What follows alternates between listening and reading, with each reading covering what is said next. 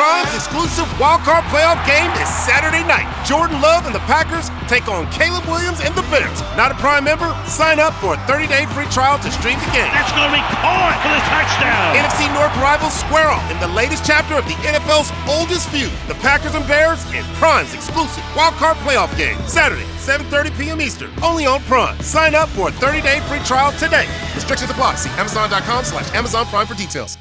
Football doesn't move forward because of trends. It moves forward because coaches commit to ideas, test them under pressure, and pass them on. Coaching Coordinator Network was built to do exactly that.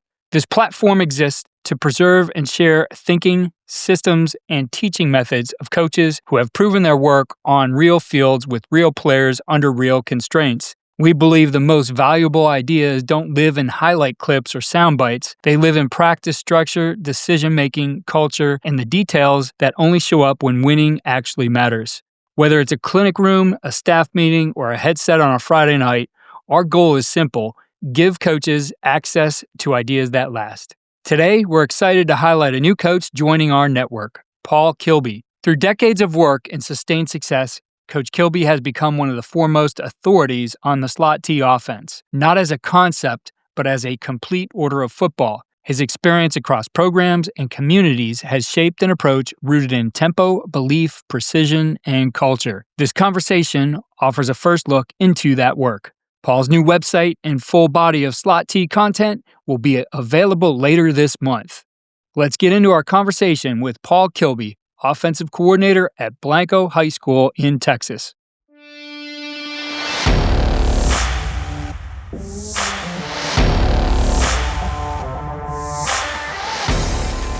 I look at this as like a labor of love to be able to pass on all this knowledge to a coach and staff. We want that to become our culture, our identity. We see the value. We see that this can make us very successful with the type of kids we have. I'm kind of fired up about being able to pass that all along very comprehensively. There are offenses that change every few years, and there are offenses that don't. The offense we're talking about today, the slot T, has been declared outdated more times than most coaches can count, and yet it keeps producing across rosters, decades, and styles of football. And that contradiction is the interesting part. Today's conversation is with Paul Kilby from Blanco, Texas. The staff was previously at Liberty Hill, the program that made the slot T famous. They're a staff that hasn't just run the offense, but they've lived inside it long enough to understand what actually makes it work. Today, we're going to talk about tempo, practice, belief, and the demands this offense places on people, not as theory, but as experience. So joining me is Paul Kilby. Paul, welcome to the Coaching Coordinator Podcast. I'm excited to dig into this today. Hey, Keith. Yeah, I'm jumping on a term you hear all the time, outdated. We hear that once in a while. Community members, admin, different walks of life, and we just kind of smile and go on and keep doing our thing. And for so many years, Liberty Hill been averaging over 50 points a game and racking up 7,000 yards rushing a game. Bad season, maybe is 5,500 yards rushing, and tremendous amounts of success running this offense. So again, we kind of smile, the corner of our mouth turns up a little bit when we hear that term outdated, because really, what does that mean? I mean, you can look at things in this offense that can be as cutting edge as anything out there for sure, but we're big believers in it, and we do what we do. I can say that's true from my standpoint. I didn't necessarily know a lot about the slot T. I came across some podcasts you've done and a clinic you did and heard you talking about it and saw it on video and how it was working. And was just completely intrigued by this system, which, I mean, it looks like old school football, but there's definitely what I would say feels like a new school approach. Now, you guys have been doing it a long time, so it's not necessarily that you guys have designed it that way, but I think it's stood the test of time. So why do you think that the slot T keeps working when so many people assume that it shouldn't work? Yeah, it's just the whole order of football. And if there's evolutions within it, it's been, you'll hear this a lot of times in the slot T circles, but the speed with which we come at people at. From the huddle break, and the huddle is a complete weapon as we see it. It's not something we do because, we can't figure out how to send plays in on a wristband or something.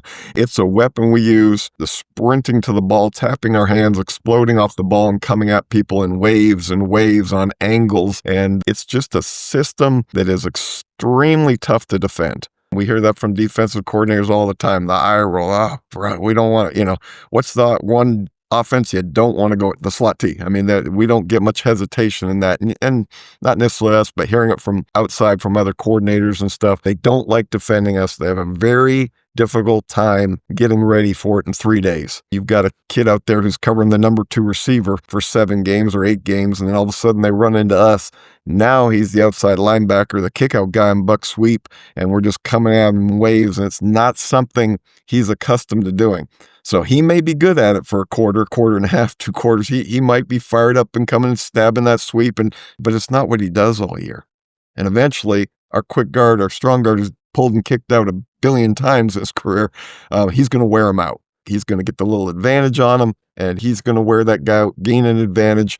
And it's a system that comes at people so fast that I think it's extremely difficult to defend. Yeah, I think one of the things, I don't know if you want to call it modern or not, but the tempo. And normally you don't hear tempo and huddle work synonymously, right? They were 2 distinctly different things.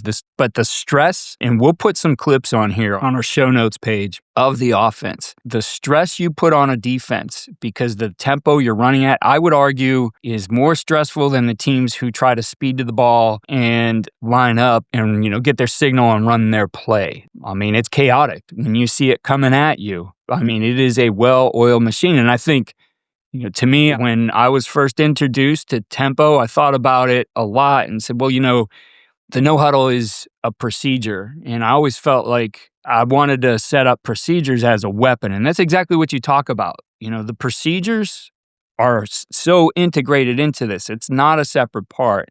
It's something that I think if somebody studied you and said, yeah, I don't necessarily want to run these plays, but man, I want to operate this way, they could definitely steal from and learn from. I mean, I know for you, it's all tightly integrated, but could learn from how you operate from a huddle to stress a defense. 100%. We've had any given year, my 6-7 years at Liberty Hill, we get 80 to 120 inquiries from all over the country. One to come down, learn the offense, one to get film, one to, the idea of the site born out of that tremendous curiosity from around the country. And most questions, first thing out of guy's mouth is like, they want to know about the huddle and the speed of the ball. How do you get your guys to do that? And they might already have it in their head. They're going to incorporate it into something they do. And what I'm getting at is we have as much people interested in the huddle break, the speed of the ball, the wave by which we come off the ball, as the plays and series and systems after that. Of course, that's not the majority. The majority want it all, understand the whole package and put together. But there is a lot of curiosity, and that's just something that we believe in so deeply and get the question a lot. Could you go faster if you signaled in the plays? And, your linemen are already at the line. And nah, absolutely not. We go right set, left set. We go on balance. We're spraying the ball, different formations. We want them to have in split seconds. In essence, we want to take the defensive coordinator out of the game, where they have got to just be in a set defense, very hard to stun or stem against us because we're going up to the ball so fast and then snapping the ball so fast that we can kind of dictate what they're going to be in and quickly understand what are they keying. Are they keying a certain back? Are they keying guards? It's an attack system for us to be more effective in calling the game and picking them apart. I know when I coached high school ball and I worked at a program where we coached both sides of the ball, and our defense, when we would face teams that did things differently, we never saw the slot T. I mean, that's something born in Texas and is making its way across the country now, but certainly was not back then a couple decades ago. We would face an option team or we would face a wing T team. We were tech heavy from our defense to try to stop the things they were going to do from their different formations. I would imagine, and I'm sure you've talked to defensive coordinators, you can't play a check defense against this offense the way you guys operate. I don't see how you could, no. And yet the way we used to run, I'm going back more than 10 years, we didn't run it as fast. So this has been definitely a change and a phase that we've gone to. And there's many processes to getting there. But, we used to have a much longer cadence. And the ability was there to stem, to move, to even maybe check over the coach on the sideline. He's hollering something in or signaling something in. It's just not feasible now. It's not possible. By the time we break the huddle, we're up on the ball in under 2 seconds, set and barking out a fast snap count or going on quick. There's no ability to be able to make checks at that point.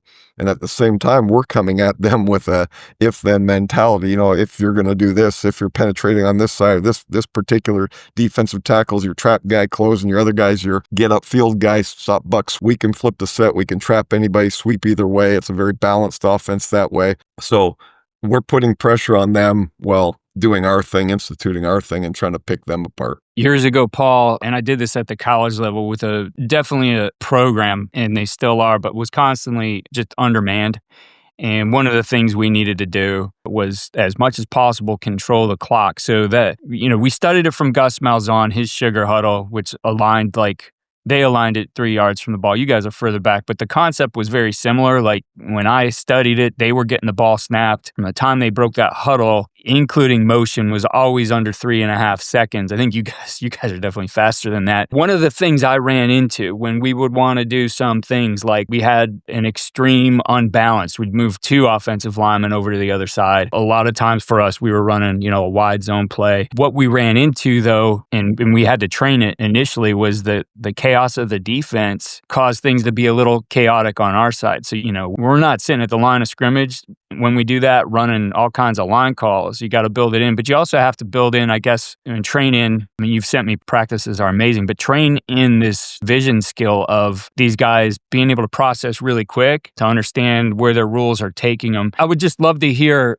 how that's done, because as I said, we initially ran into some issues trying to do it that way. Yeah, that's just a great point you made. 100% in the sense that if what you're saying, if there's some chaos on your own side trying to go fast, and then your rules aren't clearly defined. And I've always heard of zone guys. I've seen them doing their thing, or the kid's always wrong. To me, it seems like we're comboing this guy to linebacker, and the linebacker's there a little too early. Well, you didn't come off the combo fast enough. You got to get, we're comboing this 3 technique, and you left too early to pick up the linebacker. You're waiting on him while the 3's going and making the play because the center can't reach him now. He left too early. The chaos and the defense can give us, if any, we are on paths and on tracks. We got guys going hip to hip, hard inside, 1,000 miles an hour, 45 degrees. We feel like we eliminate the potential confusion and putting it on the kid where, there's so many variables that could happen to them within the confines of their rules or blocking assignments on a play. We are going, like I said, on tracks, and we clearly define this exactly what your path is. Well, coach, what if, there's nobody? You keep going, man. You keep going on your path. So you're really eliminating for a high school kid if buts, candy, and nuts. If this happens, you're just saying you go a bazillion miles an hour, low, fast, and good things are going to happen. And consequently, with that wave coming at you of people, one wrong step, one step too far upfield from a D lineman, he's trapped. One step too far for a sweep read or something for a linebacker, and we've got an angle on him. And we might be taking a completely inferior kid and knocking a completely superior linebacker past the hole enough to get our fullback out there and trap for a 75-yard touchdown. And he looks fantastic. And really, you look at the whole thing, and you're like, how in the world did that 195-pound strong tackle knock that all-state linebacker past the hole and make him look silly? And you're going to the house. So we're eliminating that confusion. Yeah, I had a defensive coordinator, very insightful guy, would always drop on the board for us, like, here's how I beat your offense. And he would draw up, I got a little picture there, and it's I just got a basic I formation here, and in like a 4-4. I'm like, well, what do you mean a 4-4? This is the first time he hooked me into this. He's like, no, my X's are bigger and badder than your O's. I'm like, okay, yeah, it goes to people. And I would say, if I'm sitting and facing you for the first time as a defensive coordinator, I might be licking my chops because I see like, hey, there's a 160-pound guard here. Like, across the ball, historically, you guys haven't necessarily had these D1 type of linemen, and you do play guys who are extremely undersized, for teams who struggle against that. What you mentioned it a little here, I mentioned it, but, what are the things they're misjudging as they're coming into a game and facing you? And maybe personnel focus, because I think that's what's so intriguing about your offense is you have the solutions for undermanned teams. Wouldn't that be a great problem to have, huh? Yeah. Raise a paper and say, we got badder dudes than you do week in, week out. In my career, I haven't been in those places, not once. Right. Right. It's rare. Absolutely. We don't win any eyeball contest getting off the bus. Not one time am I used to getting off the bus and looking over and going, we're going to whoop these dudes. It's usually the opposite, looking down and warm up. And that's a good feeling and a culture built into our kids. And they've got their pride and chests out a little bit that they know. They like hearing that over and over again. It was even smaller at Blanco this year. Our quick guard was 145, 150 pounds. And really, when we went in the summer, there was just no place for this kid in the program. And I'm telling him in the first week that he's going to be an all-district quick guard, and he ended up being that first-team all-district quick guard. But I'm sure there's many opponents look down at coaches thinking, we got these guys. I don't care how many points they're scoring. They can't be that good. Look at them, And it's a good feeling to take that first drive right down their throats and, take it the length of the field, play after play or big play. And with those little guys running around and executing, and it builds a culture and a mentality in your kids that, they start to think they're some really bad dudes. And if you've got the opposite problem where year in, year out, like your buddy there, or you're just bigger and better and faster, man, just one time I would have loved to have that problem. Yeah, well, a lot of things work when you have those dudes, right? I think the point is, as we started, is you guys have sustained this over a long period of time, over multiple programs now. This isn't just a theory. This is something that you guys have proven out that it works. And I do want to go back to a little bit on the tempo and then dig into some practice, but I think it's a good point to make here of the proof being the multiple years, the way it's been able to work across different programs. You guys came in a first year here at Blanco and had a tremendous season in year one. So what is it that you feel travels well for this across both time and places? In my own experience, one, I think it's the confidence that I go in with each new situation. As a head coach at 4 different schools, before being an assistant at Liberty Hill, now coming to Blanco. And I don't mean this in an arrogant way, but just a real confidence. And part of that confidence is, yes, I know the system very well, but we do what we do. We're not going to change. And I think that exudes to kids coming in new to a program like Blanco.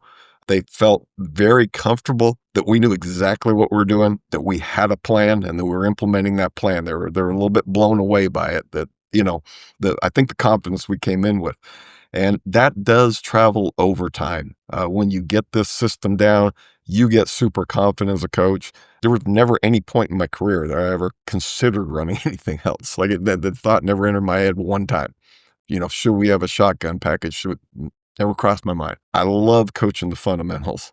So I've never gotten bored with that. Just every Monday, every Tuesday, getting out there, the competing against yourself with your kids. How good can we possibly get these kids at the little things, at the fundamentals? That mentality has traveled like through a career and through time. Like I said, like you were saying, how it travels so well. A belief in a system, I think, as a coach is a wonderful thing to have, and to truly believe this is the absolute best thing for our kids, for me and my career, all those kind of things. This is it. Yeah, you mentioned it, so I'll ask the question here, right? That we all love watching this game, multiple levels of this game.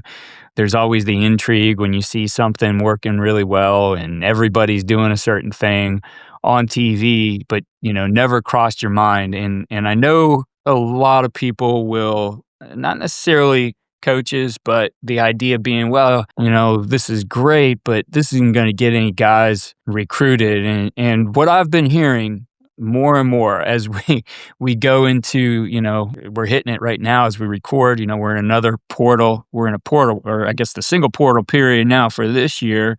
All kinds of guys, right? We're going to visit a school. They get all kinds of attention. Guys, there's so many guys I hear from college coaches that just fall in love with the process of getting the attention and being recruited.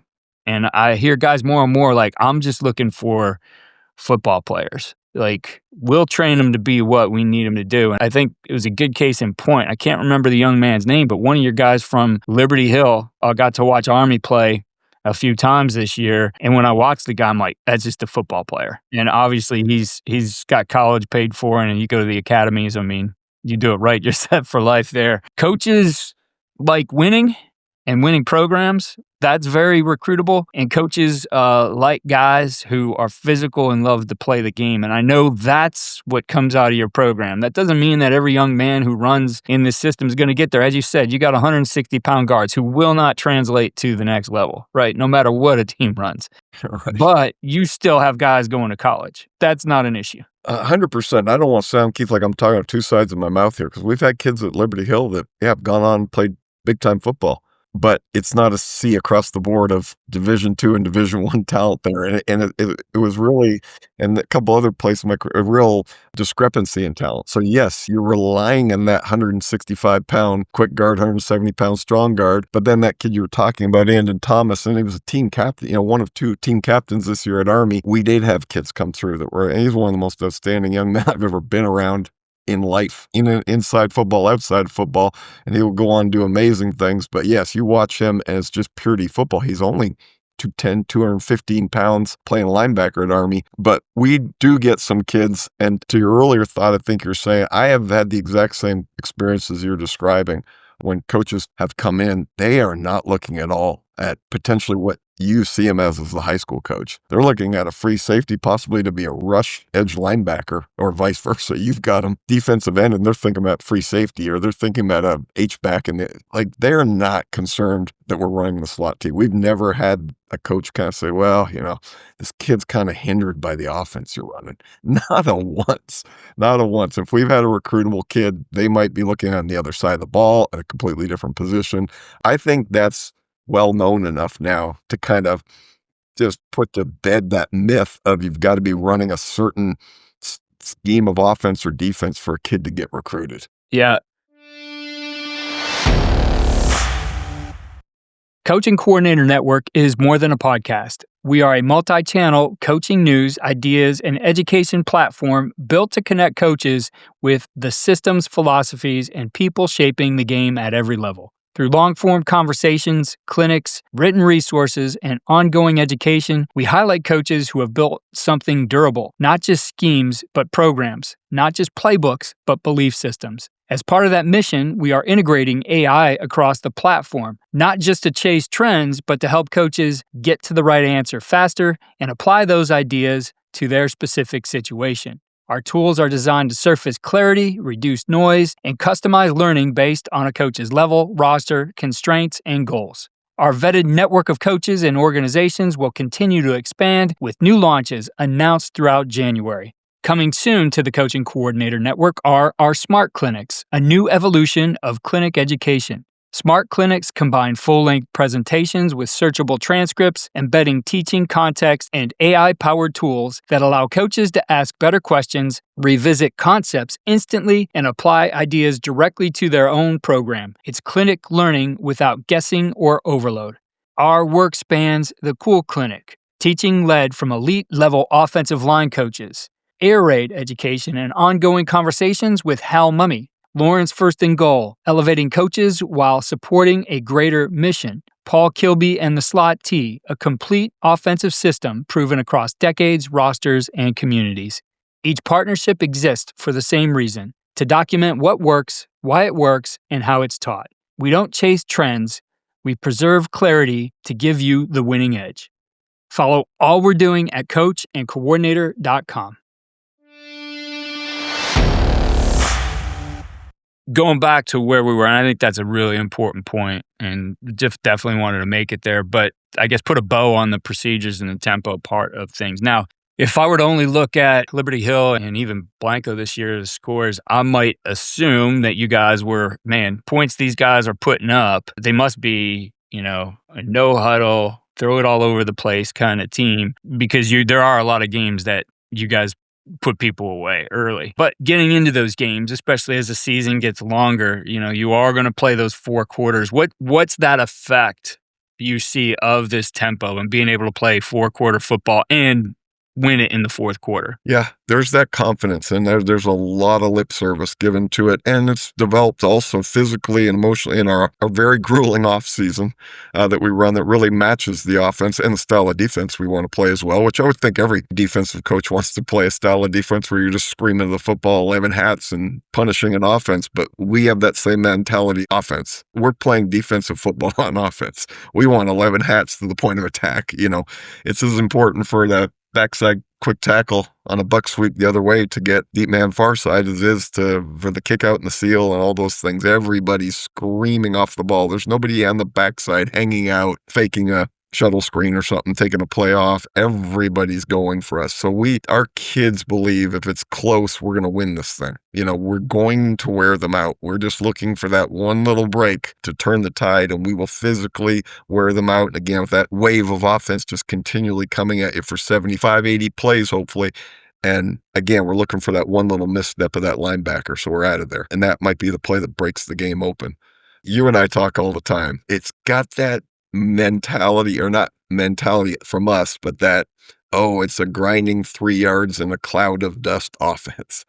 And we don't think of it that way at all. We'll get into games where we're controlling the ball and we're really outmanned and we're grinding and trying to make first downs but more often than not, you talk about putting people away early. It's 3 yards in a cloud of dust, or as we look at 75 yards in a cloud of pebbles, rubber pellets. The game's changing, man. We don't play. We never play on grass anymore. We're not 3 yards in a cloud of dust. Big plays, big plays, big plays. They happen all the time in this offense. And we also get, how fast are your backs? Man, they're fast. And then they look at our track times and our 40 times and they're shocked that, our backs are 4.75 and they thought they were 4.45. And I think that's due to that illusion of a starburst on a play where there's just backs running everywhere and linemen running everywhere. And then all of a sudden the fullback on the trap or tailback on tackle trap is 20 yards downfield and nobody knows who has the ball. And that kid looks like Olympic track style speed. And he's really a 4.7, but he looks so fast because everybody's handcuffed on the defense. And in essence, they look really slow for the first few steps. Yeah. I just think there's so much power in misdirection football, regardless of the style of offense that you play. I mean, you guys are so good at it. I just sit there and watch your clips and I'm so intrigued of what's going on. And sometimes, like, where the hell did the ball go? Oh, shit, there it is on the sideline. I think with this, we've gotten into, as we've looked at spreading the field and angles and grass and box counts and numbers of safeties high. Football, for a long time, those weren't the things we were highlighted or focused on. We certainly have gotten that way and have a lot of the thought process working that way. Not to say that it's wrong, but when you run misdirection, and as I said, I've studied this and I've seen it across all kinds of levels of play. What looks like, an 8-man box or a 9-man box with everybody rents down in there, because of misdirection, you lighten the box because players get taken out. Players have to play a certain responsibility that doesn't allow them to stick their nose in, because if they do, they're punished for it. There's going to be a big play because most of the time you're wrong. You could say, you read your keys or all that as much as you want. There's a lot going on. And I think back to, this was at the college level when I was at BW. We're playing a team who, when you looked at it, man, everybody's down tight. We had 2 receivers wide. Those guys were covered, so there were 9 men in the box. But because essentially every play in what I was running in that particular game plan, we had a guy, running back hitting somewhere in the box. We had quarterback hitting out one side. We had a sweeper, another running back hitting the other way. That if you're that safety who's aligned, I think they were at like 8 yards maybe. If you want to go stick your nose in on that inside run, and we did this to him, we're punishing you on the outside with that quarterback who either kept the ball on a run or, we're on a play action with it. Or, if you're the safety who comes in from the other side, that ball's outside of you. Now you're out leveraged on a defense and we're out on a corner. Like, all those things come into effect. So yes, box count and numbers, angles, and grass, all those kinds of concepts, strategic concepts, can be useful to teams, but it's not an absolute. That's what misdirection does too. And historically, you go through, go study Tubby Raymond or the wing tee, the Delaware wing tee, like all of those things were true. And I think especially at the high school level when, the time is limited even more to line up and play an offense and practice against an offense like this, that, boy, you can do some damage if you're good at it. I think those are the things I see. And so, again, it goes back to, what really is a modern weapon, a modern strategy, a modern tool. I think what is what works. And you guys have proven this works.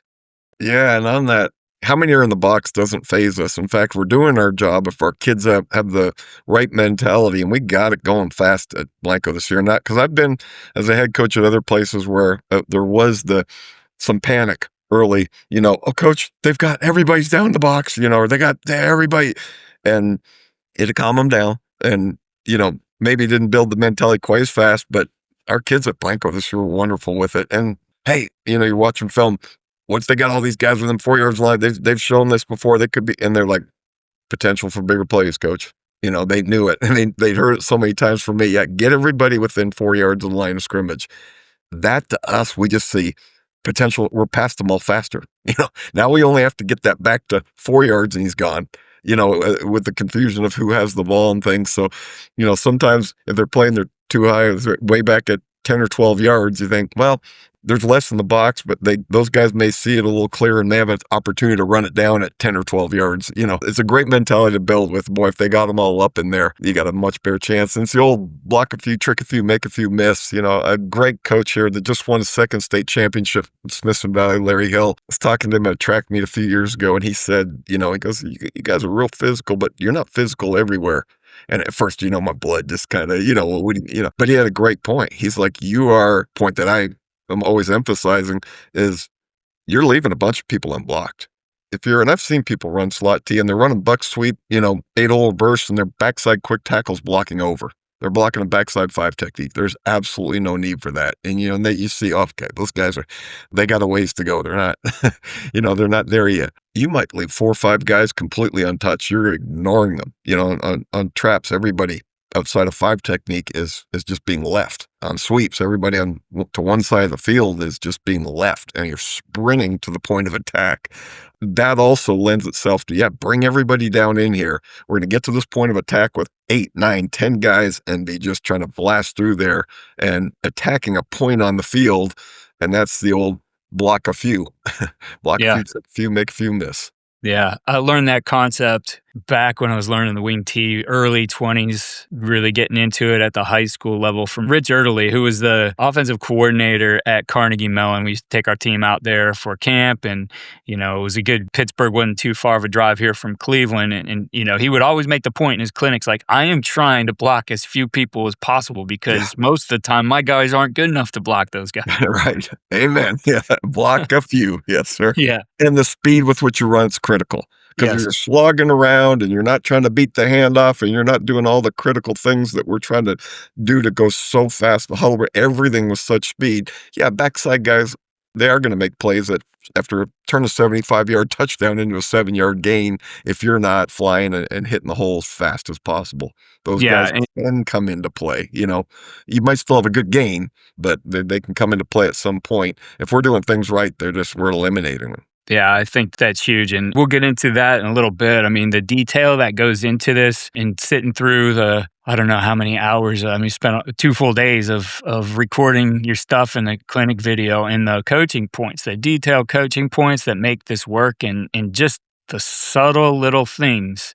Like, I wouldn't have thought of that footwork but I see how that's working. Like, we'll talk about that and I guess how this offense is learned and passed down in a little bit. I do want to get into the practice. And I find that, when you talk to teams who really see what they run as a system, the playbook is fine, but really they see it's how they do things.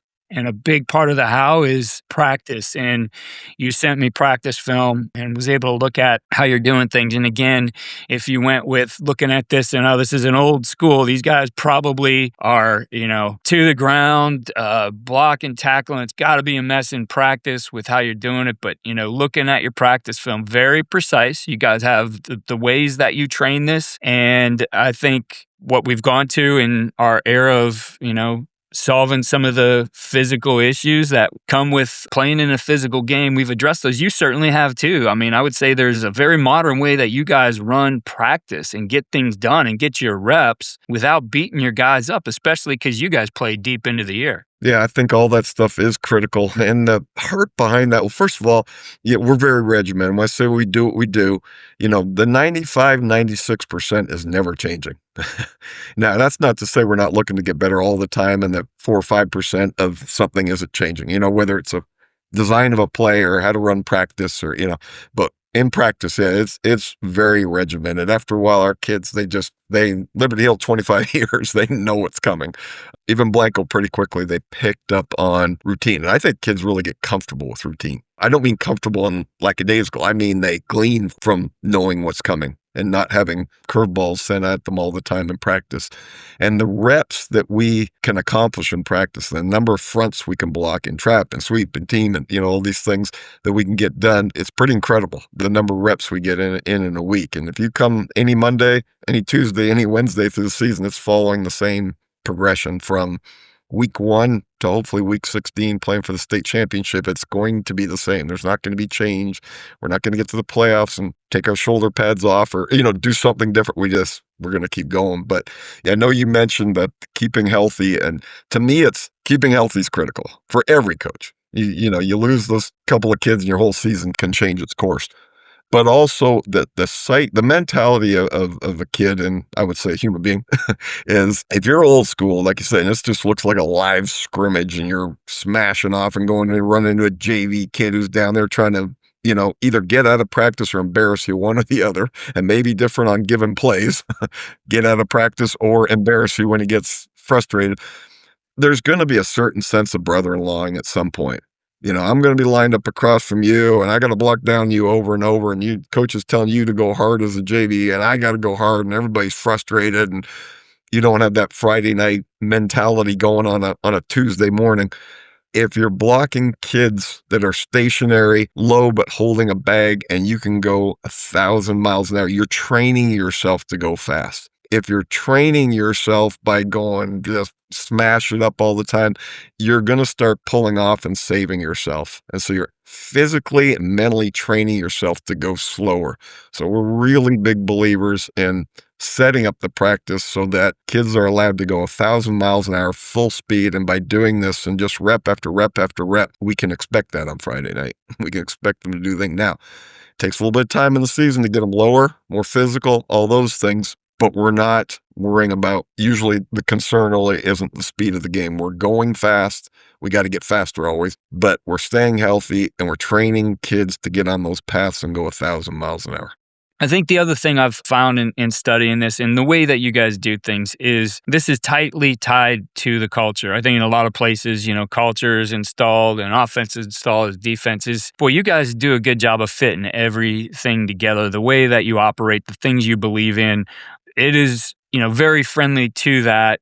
Very friendly to building a team-first culture, too, I believe. Just it's the necessity of this, right? You don't necessarily have one superstar. I mean, you will see multiple guys with 100-yard games or 200-yard games. But the point being, it is a selfless offense, which is, that's becoming a tough thing to teach in our transfer portal NIL era of football, which unfortunately is creeping into the high school level. I see more and more kids finding mobility and moving from school to school. I haven't necessarily heard a lot of the stories of money taking them to those schools, but I know NIL is a thing now in high school. So certainly that could happen as well. I think the biggest thing in today's era of football is how do you create team? How do you hold that team together with all these outside pressures that pull kids away from what you're trying to do? So again, this I think is very friendly to that. Would love to hear you talk about this. You and I have talked about it before. Yeah, I really agree. I think the slot T comes in with, I know in Texas, when I've got new jobs up, there's a certain amount of knowledge coming in from kids that what they're getting into, especially anymore with social media. I mean, when we showed up to Blanco in the summer, our kids, the minute Coach Walker accepted the position, our kids had seen so much Liberty Hill film on YouTube and social media, and they kind of had a sense of what they were getting into, and they were transitioning from running the spread from the last 3 years. And to give one example, our halfback this year, and he had 1,400 yards rushing. He probably would have been over 2,000. He missed 3 or 4 games due to different injuries. A great kid. He's the lone running back last year in the spread, and he had a couple of games. They were run heavy at times out of the spread in certain games, and he had games where he had 33, 34 carries a game. He didn't have anywhere near that for us this year, was sharing the ball around, but 3 backs and a quarterback ran the ball. And to try to immediately instill in him, he never really blocked last year. And he didn't. Fake-wise, is just kind of run a few steps, the wrong way type of deal as he's zone reading stuff, to instill in him the mentality of there's 3 things here. You're running the football, you're carrying out your fakes, you're blocking for your brothers. That was, thankfully, he's a wonderful kid and bought in from day one, but that's something you've got to establish right away. Okay, yeah, you're a running back. You get to play in this offense. Yeah, you've heard of all these great, incredible stats, and, doesn't mean we're going to replicate it here. We've got to work to get there. But you're building this culture right away of carrying out that fake like you have the football. To build the mentality of, what would you do if we handed you the ball in this play and there was no blocking over there? Because there's no blocking over there if you're carrying out your fake. You're running into 2 or 3 guys who are trying to find the ball and you got to run through them. You'd run through them. You'd stiff arm them. You'd spin. You try to run them over. You try to run around them, and getting them to do that, to buy into that culture right away, is definitely a sell job. And I'm not going to sit here and try to pretend it's getting any easier today in society. It's becoming more of a me society all the time with all the things you mentioned, the NIL, the money at stake, the transfer portal. I mean, college football is all about the individual. I don't know how those guys possibly build a team. Kids are at halftime are entering the portal and things like this in bowl games. Thankfully, in high school football, that's not here yet, but you still have a culture to set. I mean, selfishness is part of the human condition. It's all about me. I think throughout my career, it's something I really gravitate towards, the us first mentality. Every coach is going to preach that, but it is so critical in running this offense that there is no selfishness. And in your offensive line, building that mentality of, it's like we're playing defensive football. We're not backing up pass block. We're the aggressor. We're coming at you. We're shot and we're running off the ball. We're trying to knock you in the dirt. Those things are just, I think for me, I've been doing it so long, it just comes naturally. You're preaching that from the word go, and it never stops. It's a daily thing, is preaching team over me all the time, and culture of we're all in this together. There is no me in this deal. You got all the t-shirts, team over me. Everybody's going to talk about. It's like everybody says, oh yeah, we're big believers in the weight room. You go watch their weight room workouts. Really? That's, there's giving it lip service, and then there's living it every day. And I think that staffs I've been a part of, we've done a good job of living the culture of this isn't about the individual. Yeah, getting to know you guys, it really is. You guys are living it. It's the behaviors that you're coaching as much as the technique and the fundamentals. And we've had, Kent Walker on, head coach at Blanco, was one of our national coaches of the week. We were able to honor him this past season and get another look inside of what you do. We'll link that one in the show notes. Definitely worth listening to. But yeah, you guys, the culture you're living is incredible, and I think a big part of what you do.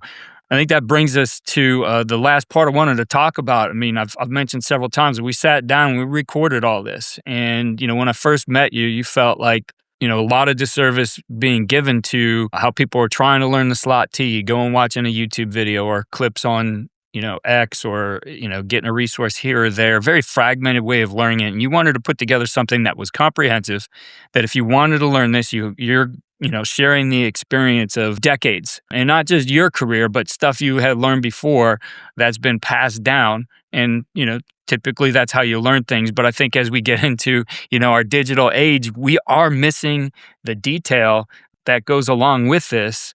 And that was part of this project and why we wanted to do it. And I think there's certainly the passion behind it, but as I said, incredible stuff that you've put together. Why did you feel that it was so important to document this the right way? Man, Keith, you packed a lot in there, that last statement. I couldn't agree more, in the sense that where you're kind of going is with, I mentioned that my 6 years at Liberty Hill, we'd have anywhere between, I'm just 80 and 150 emails inquiring about the offense from all over the country.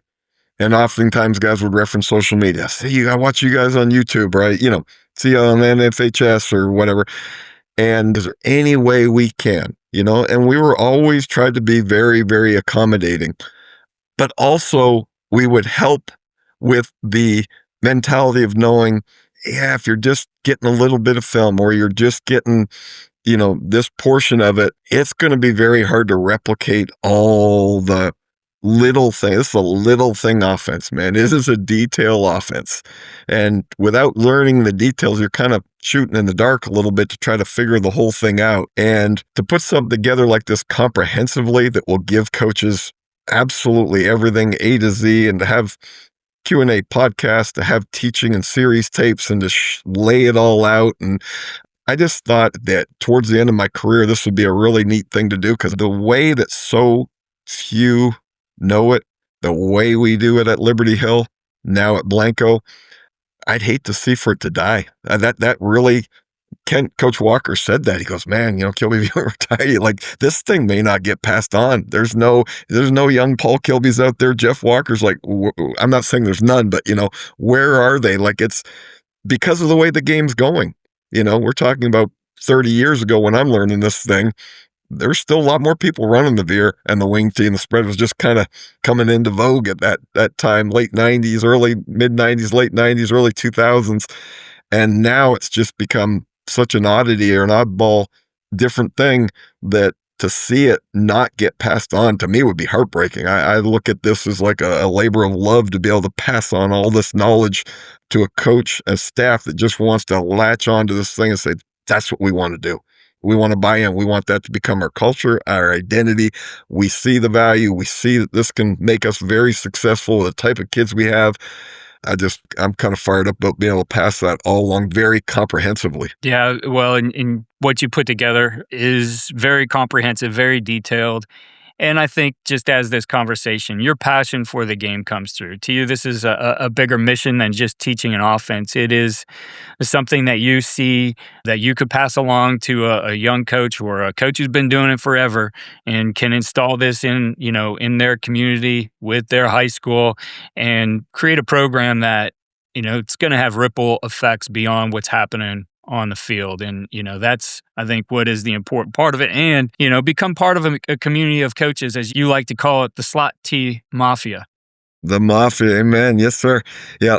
We had a staff from Lafayette High School in Virginia. They came down last spring and they were all in. They wanted to learn. They've been, as they said, geeking out on Liberty Hill football and YouTube and stuff for a couple of years. And they wanted to go all in. They moved up a classification this year and just got narrowly beat in the state semifinal. I think they ended up 12-2, and they're in the Mafia for life. I mean, they've been blowing me up since the season ended with texts and questions and Zoom. They want to keep further. And they're like, we have some pretty good backfield and we're graduating them all next year. So we're going to even need more help this year. They want to get into the finer details, knowing they're not going to have quite as much ability in the backfield as they had this year. So that to me shows they show the strength. They're not saying, oh, we lost this group of kids, so maybe we better go to this. They're like, we lost some good kids in the backfield. We got to learn this even tighter to be that successful again next year or take it the next step. Paul, I've asked you a lot of questions here as I got to know you and we put this together, but, thinking this isn't one I've asked you, but I think it's a good one. I want you to think back to when you were a young Paul Kilby and you were learning the game and learning to coach. What has the slot T taught you about coaching that you wouldn't have learned any other way? Right away, what goes back to what we were just talking about recently, that developing that teamwork mentality. And like we know, every coach is going to say that. Every coach is going to say, we want to develop a culture of teamwork and all in. It's demanded in the slot T. Selflessness and being all in and going on every play. And that fit my personality, even though I didn't have a clue what I was doing as a young coach, as most of us don't. But as I learned, it fit my personality, I think, and how I look at life, and a selfless mentality and getting kids to believe in something, a cause way bigger than themselves. I think that stuff is so interwoven into the fabric of the slot T, and it's been a lot of fun. Yes, Paul, it's exciting what we put together here, this project. I'm excited to be working on it with you and bringing this to coaches. We will have a lot of information coming out here over the next couple of weeks. You'll be able to get access to this. Our website, I'll put the link in the show notes. You'll get a coming soon page right now, but it's slot-t.com. You're going to hear Paul on the podcast. I know he's going to do some more here with some other coaches and have a series here as well. I think there's a lot to learn from Paul, even if you're somebody who doesn't subscribe to, hey, I'm going to run the slot T. Paul's a great coach. And Paul, I think that, when we look at this, the slot T isn't still here because it refuses to change. It's here because it's built on things that don't change. Truths in football, things like tempo, discipline, belief, standards, culture. And I really appreciate you sharing what this offense has demanded and really what it continues to give back to the game. Thanks, Keith. This website's going to be a lot of fun. Later in my career, it's going to be a lot of fun to pass this system and this knowledge and this information on and really try to help coaches who are bought in to want to run it. Thanks again for listening. And if you're looking for more than surface level answers, if you want systems you can trust and ideas you can apply, explore the Coaching Coordinator Network. Learn from coaches who have built something that lasts. Follow all we're doing at coachandcoordinator.com.